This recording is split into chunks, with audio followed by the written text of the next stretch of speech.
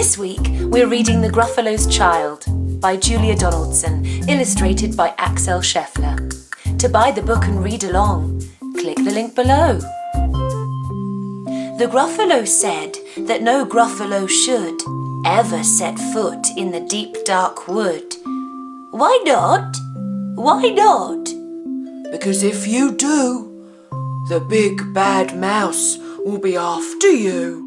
I met him once, said the Gruffalo. I met him a long time ago. What does he look like? Tell us, Dad. Is he terribly big and terribly bad? I can't quite remember, the Gruffalo said. Then he thought for a minute and scratched his head. The big bad mouse is terribly strong, and his scaly tail is terribly long. His eyes are like pools of terrible fire, and his terrible whiskers are tougher than wire. One snowy night, when the Gruffalo snored, the Gruffalo's child was feeling bored. The Gruffalo's child was feeling brave, so she tiptoed out of the Gruffalo cave. The snow fell fast and the wind blew wild. Into the wood went the Gruffalo's child. Aha! Oh! A trail in the snow! Whose is this trail and where does it go? A tail poked out of a log pile house. Could this be the tail of the big bad mouse? Out slid the creature. His eyes were small, and he didn't have whiskers. No, none at all. You're not the mouse. Not I, said the snake. He's down by the lake, eating Gruffalo cake. The snow fell fast and the wind blew wild.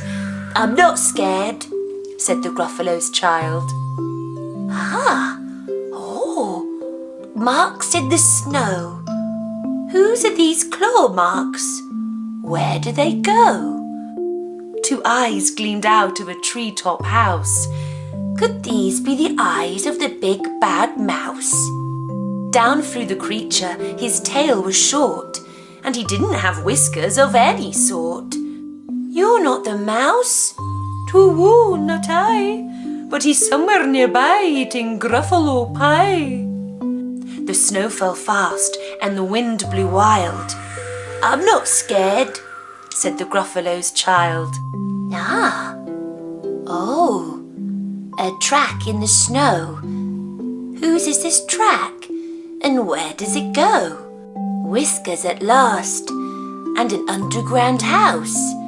Could this be the home of the big bad mouse? Out slunk the creature. His eyes weren't fiery.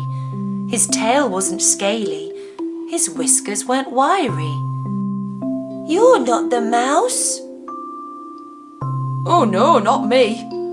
He's under a tree, drinking Gruffalo tea. It's all a trick, said the Gruffalo's child, as she sat on a stump where the snow lay piled. I don't believe in the big bad mouse. But here comes a little one, out of his house. Not big, not bad, but a mouse at least. You'll taste good as a midnight feast. Oh, wait, said the mouse. Before you eat, there's a friend of mine you ought to meet. If you let me hop onto a hazel twig, I'll beckon my friend so bad and big. The Gruffalo's child unclenched her fist. The big bad mouse. So he does exist. The mouse hopped into the hazel tree. He beckoned and said, just wait and see. Out came the moon. It was bright and round. A terrible shadow fell onto the ground. Who is this creature so big, bad and strong? His tail and his whiskers are terribly long. His ears are enormous, and over his shoulder he carries a nut as big as a boulder. The big bad mouse, yelled the Gruffalo's child. The mouse jumped down from the twig and smiled. Ah! Oh! Prints in the snow. Whose are these footprints? Where do they go? The footprints led to the Gruffalo cave, where the Gruffalo's child was a bit less brave. The Gruffalo's child was a bit less bored. And the Gruffalo snored, and snored, and snored. The end. See? Woodlands aren't scary. You're right, Foster. They're our favourite place. See you next time, everyone. Bye-bye. Bye-bye. It's